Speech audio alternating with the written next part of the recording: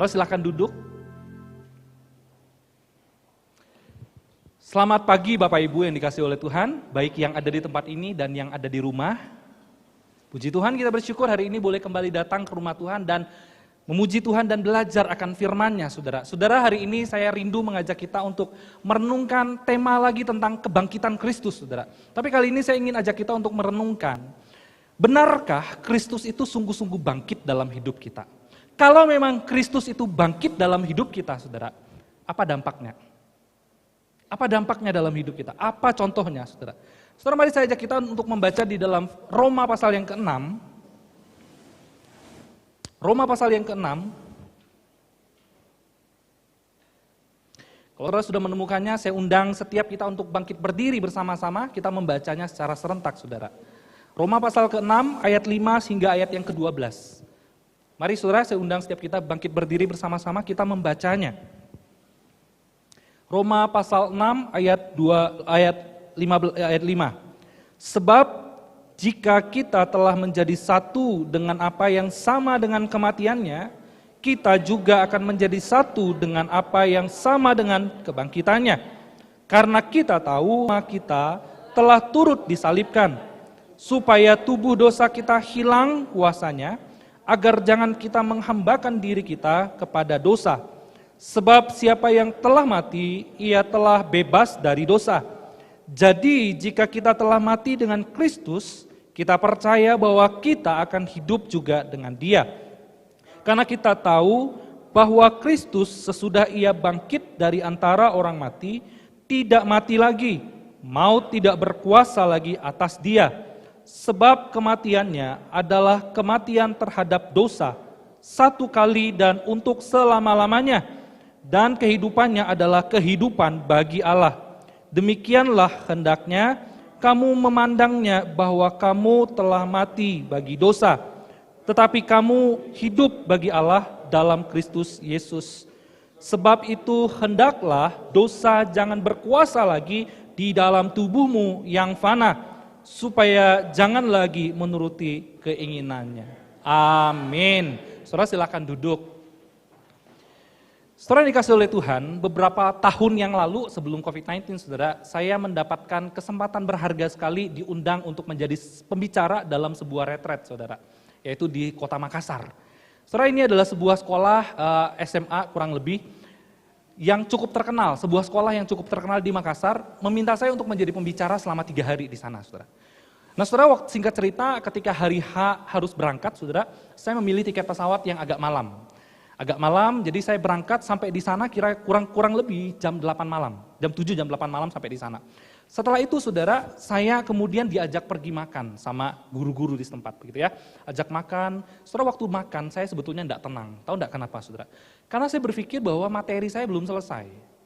Ini mau makan sampai jam berapa selesainya? Kalau makannya terlalu malam selesai, maka malam ini saya harus lembur. Dan benar, saudara, saya baru sampai di kamar hotel itu jam 12 malam. Bayangkan, saudara ya, materi saya masih banyak yang belum selesai. Dan apa yang saya lakukan, saudara, saya berusaha untuk menyelesaikan materi saya untuk 3 hari pertemuan, saudara. Memang sebelumnya sudah persiapan, tapi ada hal-hal yang harus saya bereskan. Singkat cerita, saudara, saya menyelesaikan materi itu sampai jam 2 pagi. Wah, saudara, itu lembur banget begitu ya. Tapi besok pagi saya harus dijemput jam 5. Artinya saya cuma tidur di kamar hotel itu 2 jam, saudara ya. 2 jam saya tidur, pagi-pagi udah dijemput sama mobil. Wah, saya senang sekali, yang jemput mobil saya mobil mewah, saudara ya. Mobil mewah, waduh, saya bisa tidur enak nih. Karena dari Makassar harus menuju ke Malino, saudara. Malino itu kayak ya daerah tingginya Makassar begitu ya. Perjalanannya bisa 3-4 jam sampai ke sana. Saya pikir, saudara, saya nanti bisa tidur untuk membalas lembur saya tadi malam. Saya pikir saya bisa ngorok nanti di dalam mobil yang mewah itu. Tapi ternyata, saudara, saya bukan naik mobil menuju ke Malino, tapi saya diantar ke sekolah buat naik bis. Nah, saudara, saya duduklah bersama dengan orang-orang di dalam bis itu, yaitu anak-anak SMA itu, saudara. Setelah saya pikir, saya lihat bisnya bagus, keren, ada AC, ada toilet. Nyaman ini, saya bisa tidur nih, saya pikir. Tapi saya salah pikir, saudara, karena saya berangkat bersama dengan anak-anak SMA. Nah, saudara, dalam perjalanan menuju keluar kota Makassar, saudara, maka kemudian kami semuanya udah tenang begitu ya, di dalam bis, dalam perjalanan semua tenang. Saya pikir saya bisa tidur nih, saya pengen tidur pokoknya. Nah singkat cerita saudara, setelah perjalanan makin lama makin jauh, orang-orang udah mulai bosan. Jadi bagaimana cara mengisi kebosanan mereka saudara? Mereka itu mengisi kebosanan mereka dengan nyanyi. Waduh cilaka, saya mau tidur jadi nggak bisa tidur saudara. Mereka mulai nyanyi, naik ke puncak gunung, tinggi sekali. Bahasa Jepang, bahasa Jawa, bahasa Korea semua keluar semua bahasa lagu-lagunya saudara. Saudara saya pengen tidur tapi nggak bisa tidur, kenapa? Karena bis itu udah kayak neraka. Jengkel saya, pengen marah saya. Saya duduk di depan, di belakang Pak Supir. Di belakang Pak Supir, persis. Saudara waktu saya perhatikan Pak Supir duduk di depan, gile ini Pak Supir hebat. Sabar, dia tetap mengendarai mobil itu dengan tenang dan enjoy. Saudara saya mulai membayangkan, boleh enggak Pak Supir, saya gantiin Bapak aja nyetir. Kenapa? Saya pengen terjunin mobil ini ke dalam jurang gitu ya, supaya semua orang mati aja begitu ya. Saya saking jengkelnya saudara, saya pengen tidur, ini sebentar lagi siang saya harus khotbah, bagaimana ini kalau nggak tidur nggak punya tenaga, bagaimana harus menyampaikan materi begitu loh. Saya mau tidur. Saudara apa yang saya lakukan? Untuk menutup kejengkelan saya itu, saya ambil tisu, saya buntel-buntel, kasih air liur sedikit, tempel ke telinga. Saya ambil satu lagi, buntel-buntel, kasih air liur, tempel ke telinga kiri. Lega. Sudah tidak terlalu dengar. Nah saudara, setelah semua orang udah mulai capek, perjalanan mulai menukik naik ke atas. Belok sana, belok sini. Orang-orang udah tidak kuat nyanyi lagi. Semuanya pada pengen muntah begitu ya. Karena jalannya udah tidak nyaman saudara. Nah saudara, dalam perjalanan itu saudara, semua orang udah lelah nyanyi, udah lelah ketawa, udah lelah teriak. Maka kemudian saudara, tertidurlah semua orang, ada yang ngorok, ada yang mimpi ngigau lah, ada yang tidurnya sambil gigit-gigit gigi gitu. Pernah nggak dengar orang begitu saudara? Gitu ya. Aduh tenang, saya bisa tidur dengan damai. Ketika semua orang sudah tenang saudara, perhatiin baik-baik. Ini cerita yang ingin saya sampaikan. Ketika semua orang udah tenang, diam saudara. Lalu kemudian berdirilah seorang laki-laki. Laki-laki itu berdiri lalu kemudian dia memainkan gitarnya. Jreng. Kau boleh acuhkan diriku dan anggapku tak mampu. Sambil berjalan menuju ke depan. Dia matanya menatap kepada seorang perempuan yang duduk di sebelah kiri saya. Tapi takkan merubah perasaanku kepadamu. Wah saudara, waktu dia nyanyi, orang-orang yang tadi ngorok, matanya belongok terbuka. Cari siapa yang nyanyi ini? Oh gila. Dia lanjutkan nyanyi. Ku yakin suatu saat nanti semua akan terjadi. Kau kan mencintaiku dan tak akan pernah melepasku. Pintar sekali. Aku mau mendampingi dirimu. Wah teman-teman, saudara teman-teman dia kemudian mulai nyanyi juga. Aku mau, jadi kacau suasana ya. Aku mau mencintai dirimu, aku mau cintai kekuranganmu. Selalu bersedia bahagiakanmu. Apapun terjadi, ku janjikan aku ada. Setelah anak muda ini selesai menyanyi, dia ambil barang di belakangnya saudara, lalu dikeluarkan sebuah bunga, setangkai bunga. Dia datangi perempuan yang tepat duduk di samping sebelah kiri saya. Saya melihat kepada anak muda itu, saya melihat kepada perempuan itu saudara. Kita saling lihat-lihatan, Tritunggal begitu ya. Kita saling lihat-lihatan. Lalu kemudian anak muda itu kemudian bersujud kepada perempuan itu. Dan dia ngomong, mau enggak kamu jadi pacar saya? Saudara tahu? Ketika dia ngomong kayak begitu saudara, semua teman-teman teriak, terima, terima, terima, terima. Waduh saudara, perempuan ini bingung. Dia kaget, syok. Mau ngomong apa ini? Mau jawab apa ini? Saudara, dia tidak berani melihat laki-laki itu di sebelah kanannya. Saya dong, agak di belakangnya, begitu ya. Dia tidak berani, saudara. Tapi akhirnya bis kemudian berhenti. Pada waktu bis berhenti, perempuan ini menoleh deg-degan gitu ya. Lalu dia tersenyum dan dia berkata begini, kita berteman aja ya.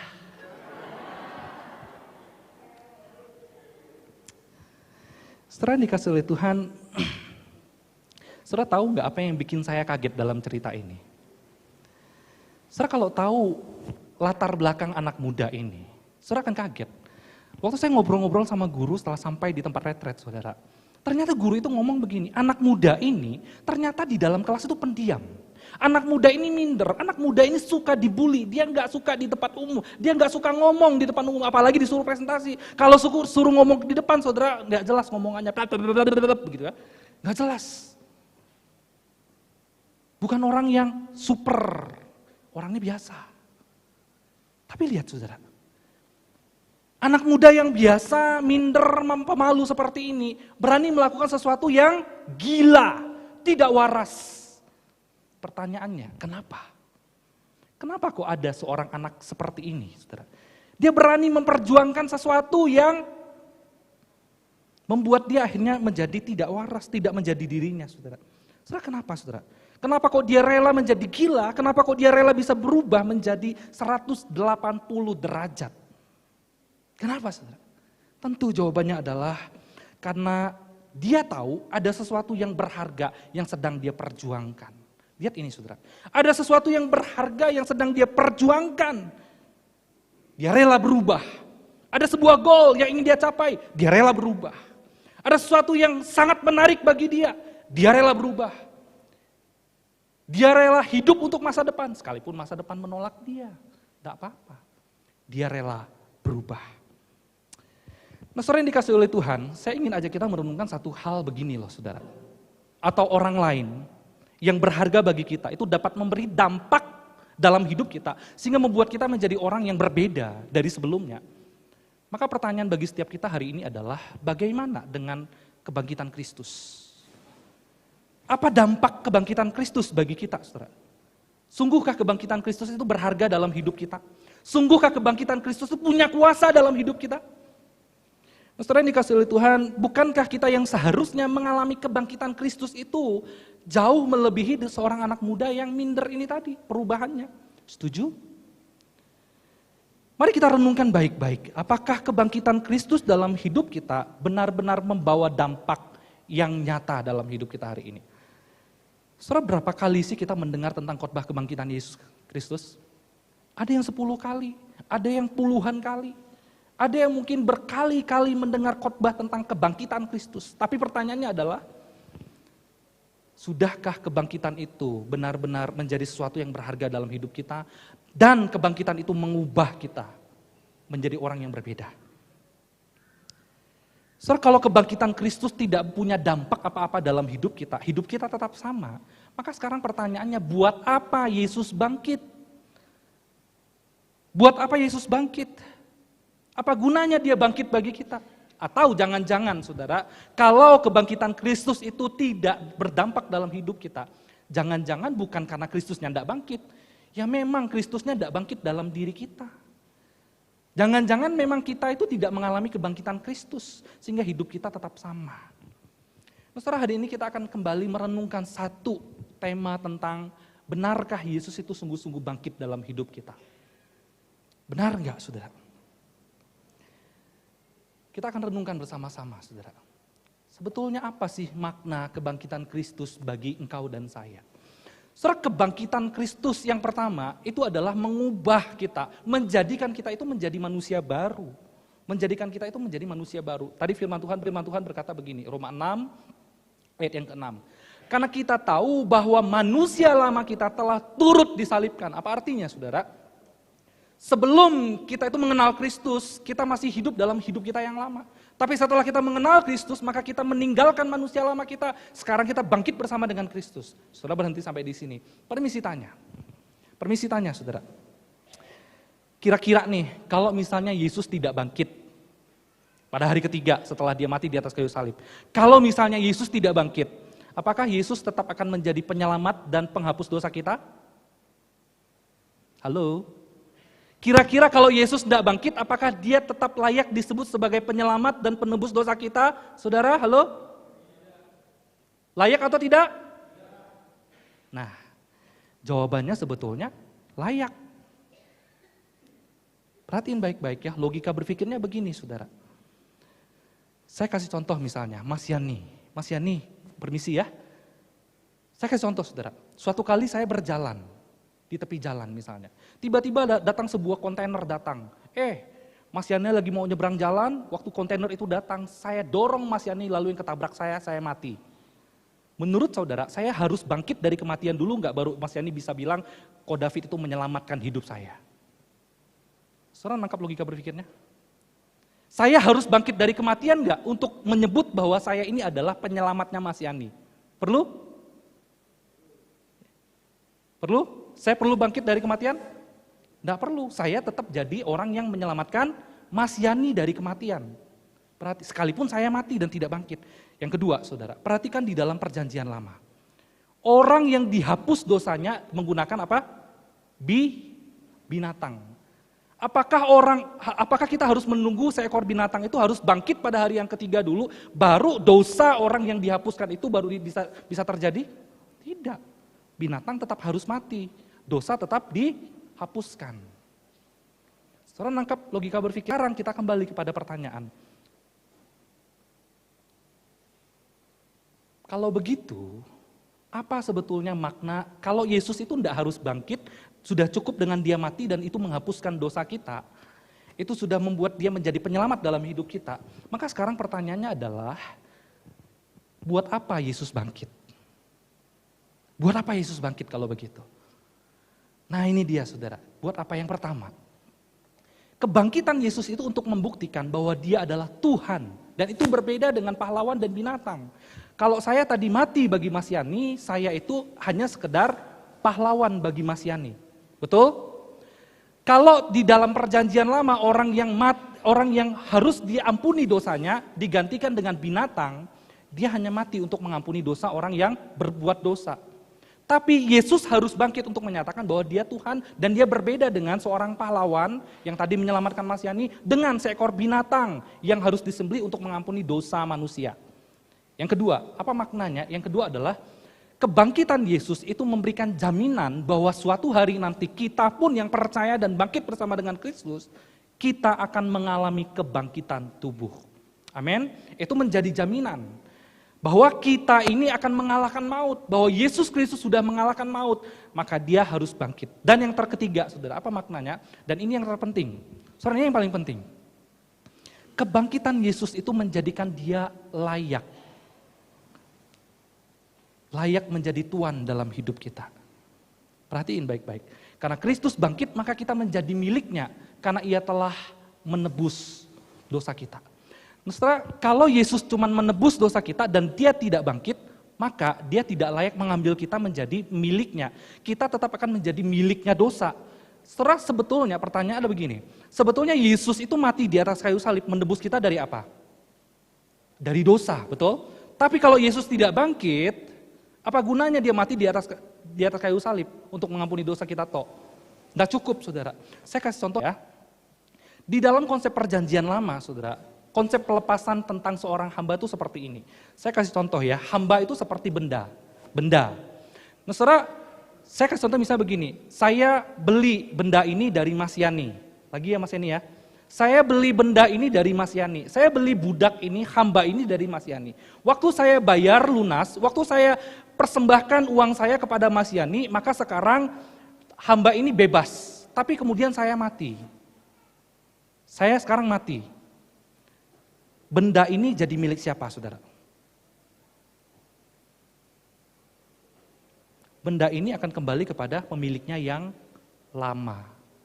Lihat ya saudara, kalau Yesus tetap mati dan dia tidak bangkit, maka kita yang ditebus itu sia-sia. Maka kita yang diampuni dosa itu sia-sia, kita akan kembali kepada kehidupan kita yang lama. Makanya Paulus berkata di dalam 1 Korintus pasal 15, kalau Yesus itu tidak bangkit dari kematian, maka sia-sialah apa yang mereka kerjakan, sia-sialah mereka memberitakan ini semua.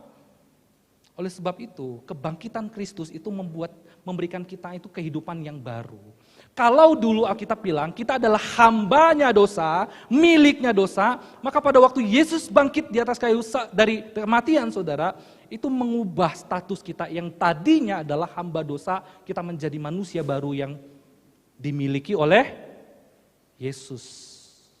Nah oleh sebab itu saudara, bohong kalau kita itu berkata, kita ini adalah orang Kristen dan kita mengalami kebangkitan Kristus, tapi hidup kita tetap sama dengan yang lama.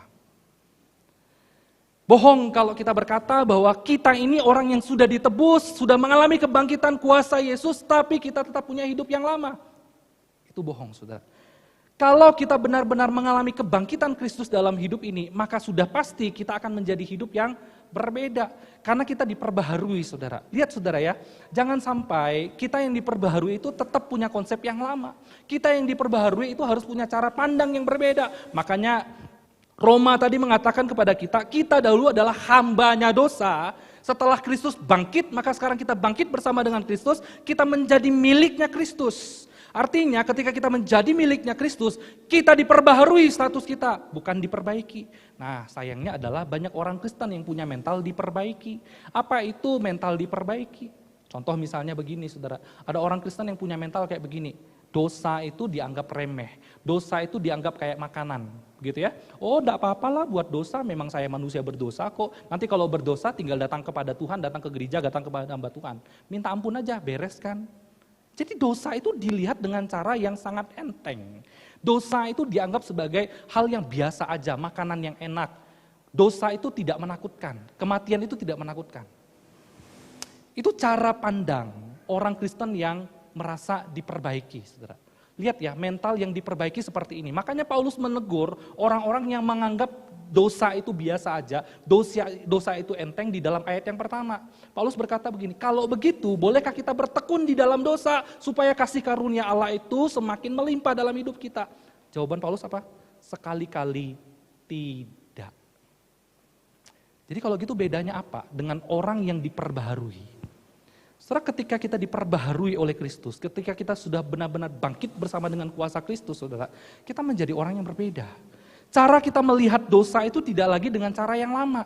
Kita itu melihat dosa itu jijik, saudara. Kita itu melihat dosa itu ibarat racun. Racun itu bisa membunuh kita, racun itu bisa membinasakan kita, dan racun itu tidak ada gunanya dan tidak ada faedahnya bagi kehidupan kita. Sehingga pada waktu kita tahu ada dosa, kita membencinya. Beda dengan orang Kristen yang diperbaiki. Kalau orang yang Kristen yang merasa, ya udah jadi orang Kristen yang diperbaiki, itu seperti melihat dosa itu biasa aja. Ya udah kalau buat dosa nanti tinggal minta maaf, nanti minta ampun. Kan Tuhan Maha Pengampun. Sehingga akhirnya kita tidak bisa memandang dengan jelas mana yang Tuhan mau dan mana yang Tuhan tidak mau, saudara. Saudara, jangan sampai kita menjadi orang-orang Kristen yang seperti itu. Kalau memang kita dibangkitkan dengan kuasa Kristus, kita dibangkitkan bersama dengan Kristus, sudah pasti kita akan menjadi manusia yang baru. Cara pandang kita terhadap dunia, cara pandang kita terhadap dosa itu sudah berbeda. Kita memandang segala sesuatu itu di dalam perspektif kerajaan sorga. Bohong kalau misalnya kita berkata kita sudah mengalami kebangkitan Tuhan, tapi hidup kita tidak pernah baru. Cara pikir, cara pandang kita masih tetap yang lama. Saya kasih contoh, saudara. Saya kasih contoh. Setelah kemarin, saya naik sepeda motor. Saya keluar gang, terus waktu mau keluar gang, menuju ke jalan raya, saudara. Tiba-tiba motor saya mogok. Nah, saya berhenti di tepi jalan, saya coba perbaiki motor saya, saudara. Saya lagi perbaiki motor, tiba-tiba dari jauh datang sebuah kontainer yang begitu besar dengan kecepatan yang sangat tinggi, saudara. Setelah waktu kontainer lewat, saya ditabrak. Sama motornya terpental, saya juga terpental. Tapi hari ini saya masih bisa khotbah. Ajaib enggak saya? Mas Yani ajaib enggak saya, Mas Yani? Saudara, saya ajaib enggak? Hah? Apa? Sakti. Saudara percaya enggak dengan cerita saya barusan? Yuk, yang percaya angkat tangan.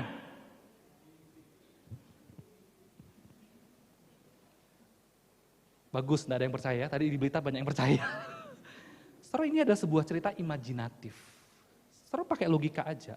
Mana mungkin saya itu masih bisa hidup kalau ada sebuah kontainer yang begitu kuat dan besar menghantam diri saya. Tidak mungkin saya tetap sama, saya pasti berubah wujud saudara. Mungkin hidung saya makin mancung, gigi saya hilang 2 barangkali ya. Atau mungkin saya sudah dikubur, hari ini pemakaman buat David Chong misalnya begitu ya. Tidak mungkin saya bisa khotbah lagi di sini, tidak mungkin saya bisa ngomong, saya sudah pasti mengalami perubahan. Cerita tadi itu imajinatif, nggak mungkin terjadi. Saudara, bukankah harusnya ketika kita itu mengalami kuasa kebangkitan Tuhan dalam hidup kita, kita harusnya enggak sama? Setuju? Kita harusnya mengalami perubahan, setuju? Kita enggak lagi seperti hidup kita yang lama, dulu pemarah tetap terus menjadi pemarah, dulu pencuri tetap terus menjadi pencuri, dulu suka menjelekkan orang lain, sekarang tetap menjelekkan orang lain. Tentu kita harus berubah, amin saudara? Saudara, maka hari ini kita bertanya dengan diri kita. Benarkah kuasa kebangkitan itu sudah nyata dalam hidup kita?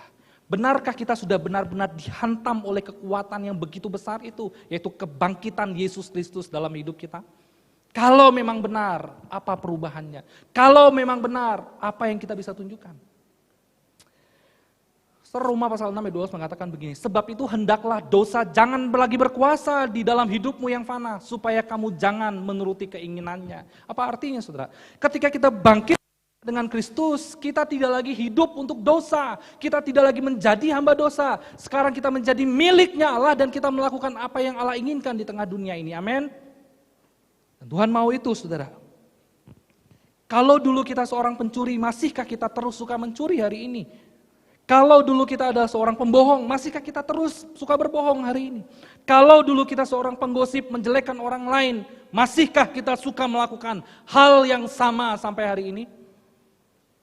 Saudara, kalau memang Kristus benar-benar bangkit dalam hidup kita, apakah kita sudah mengalami perubahan? Mari kita bertanya di dalam diri kita. Apakah kita sudah benar-benar menjadi miliknya Tuhan?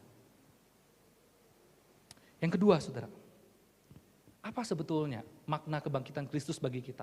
Kalau yang pertama adalah kebangkitan Kristus itu menciptakan kita, membuat kita menjadi manusia yang baru. Manusia yang baru itu apa? Manusia yang baru itu adalah kita tidak lagi menjadi hamba dosa, tetapi kita menjadi hambanya Allah, hambanya Kristus, dan kita mengasihi Dia, melakukan apa yang Dia inginkan. Amin saudara?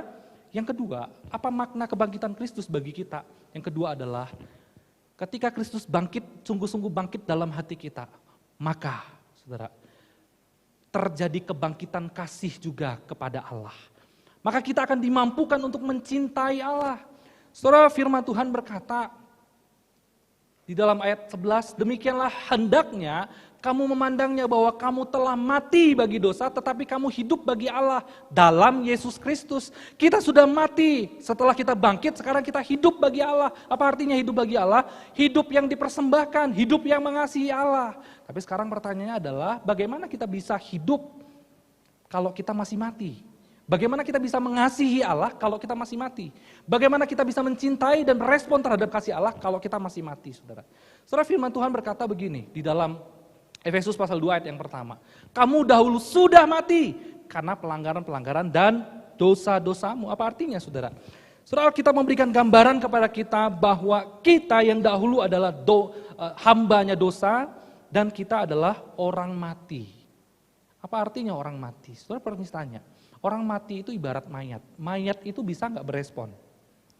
Kalau saudara ajak makan sama mayat, mayat bisa nggak bilang, ayo gue perutnya lapar? Bisa? Kalau saudara ngomong sama mayat, yuk kita jalan-jalan ke Tulung Agung yuk. Mau dia bilang, iya aku mau ikut, gitu. Itu mengerikan gitu ya, serem ya. Saudara, kita nggak bisa ngomong sama mayat. Kita nggak bisa ngomong sama orang mati. Orang mati nggak bisa berespon. Saya kasih contoh saudara. Ada sepasang suami istri, namanya Jeff yang baju hijau. Mereka itu baru menikah. Saudara, yang istri umur kira-kira 29 tahun, yang suami 32 tahun. Saudara, setelah menikah, singkat cerita, si istrinya mati karena serangan jantung. Tapi saking cintanya si Jeff kepada sang istrinya, maka dia tidak mau menguburkan istrinya, saudara. Apa yang dilakukan, saudara? Dia beli peti mayat. Bukan peti mayat, apa namanya ini? Peti kaca. Habisin $2.000. Saudara, ceritanya dia ini viral di tahun 2000. Jadi dia beli satu peti kaca, Dia masukkan mayat itu ke dalam peti kaca itu, saudara. Lalu dia formalin supaya mayatnya tidak membusuk. Apa yang terjadi, saudara?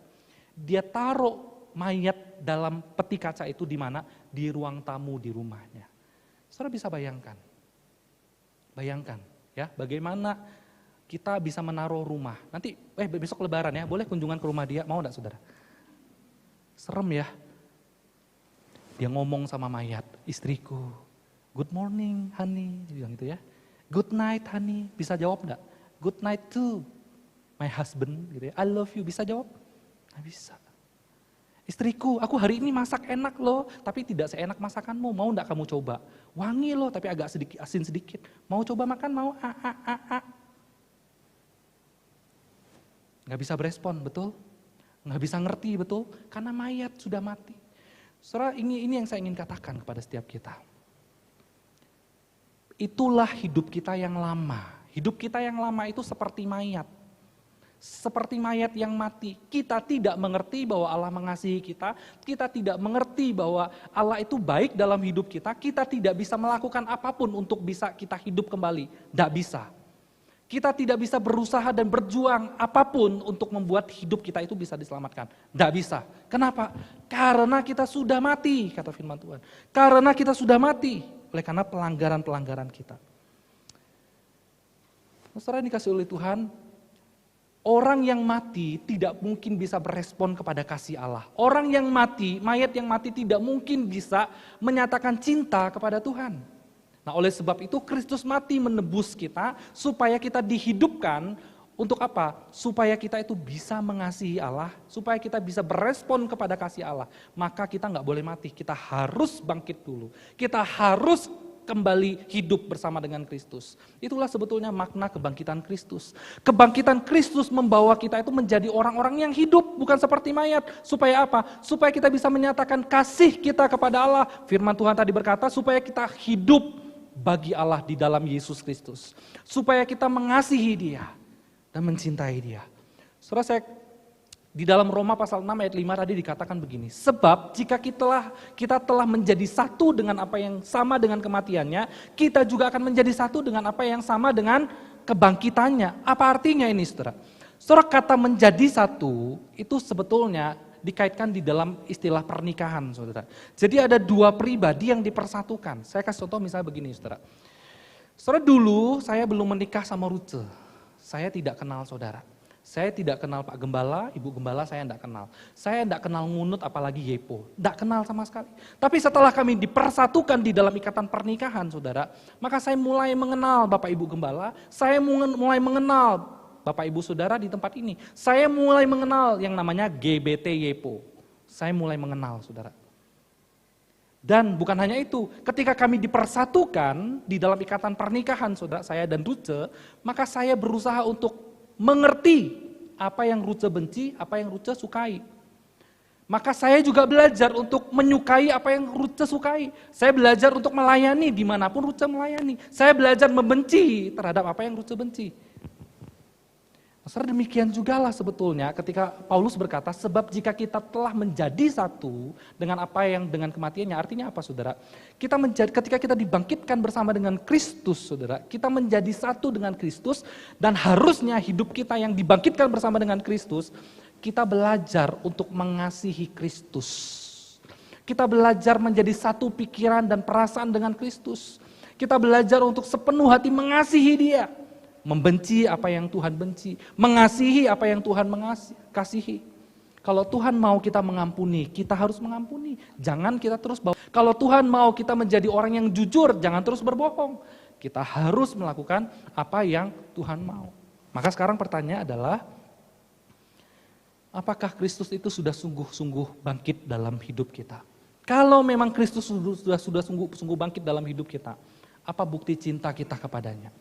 Apakah kita sudah mempersatukan pikiran dan perasaan kita sama dengan Kristus? Kita membenci apa yang Kristus benci. Kita menyukai apa yang Kristus sukai. Saudara, mari kita bertanya dalam hidup kita.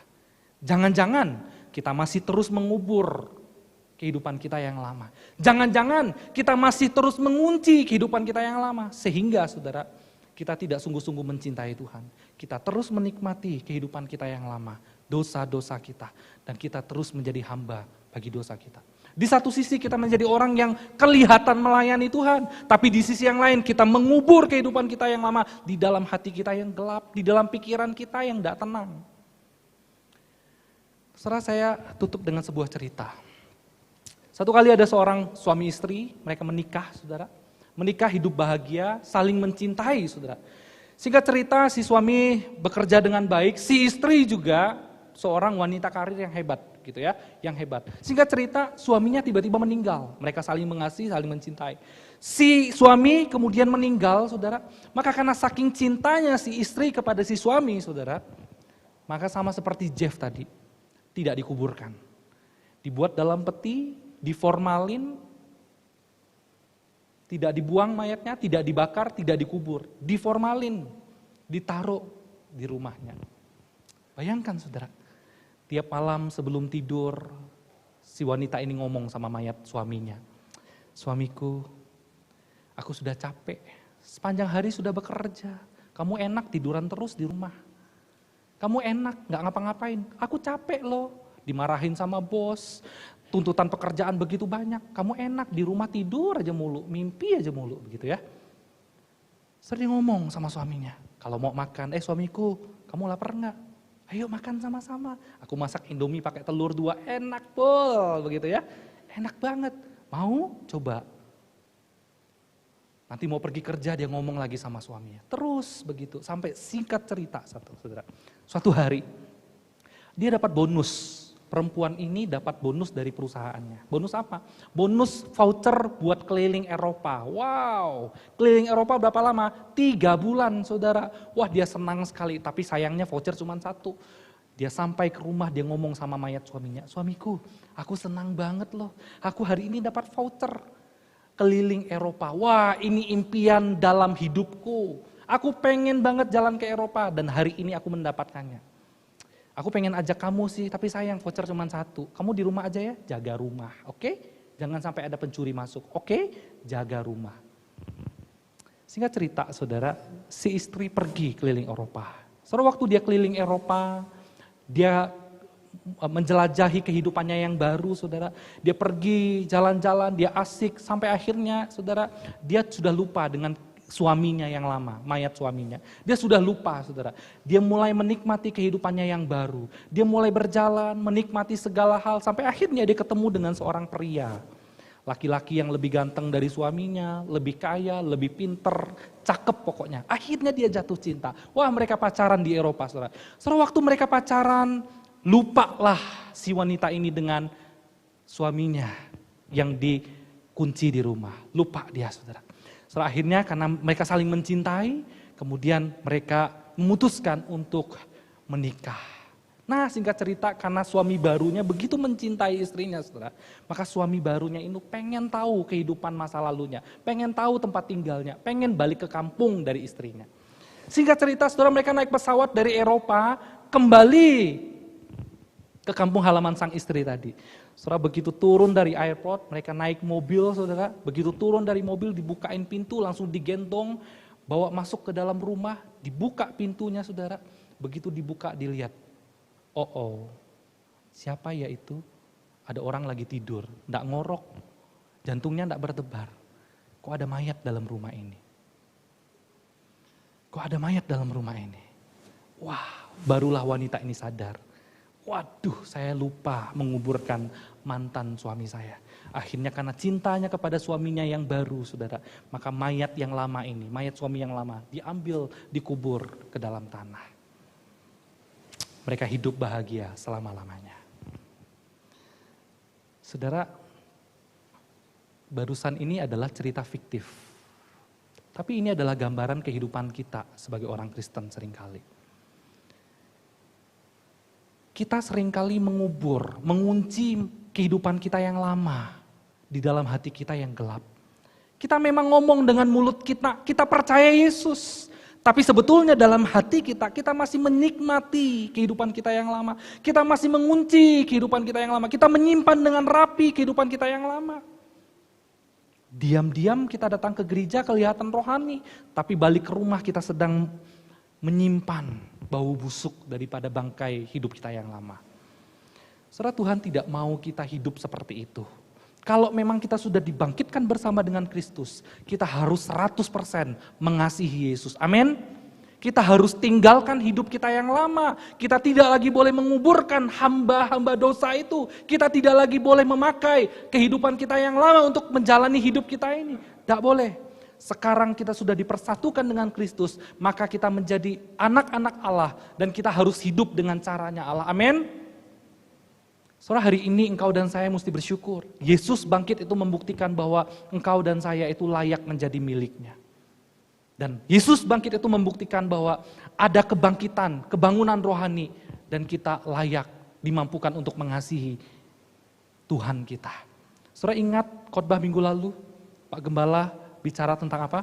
Murid-murid ketika Yesus mati, mereka mengalami down, kecewa. Tapi ketika mereka mengalami kebangkitan Yesus, hati mereka berkobar-kobar untuk melayani Tuhan. Bahkan rela mati. Kenapa? Karena Kristus sudah bangkit. Sehingga cinta kepada Allah itu semakin berkobar dalam hidupnya. Kalau hari ini kita mengaku Kristus bangkit dalam diri kita, sudahkah cinta itu kita nyatakan dalam hidup ini?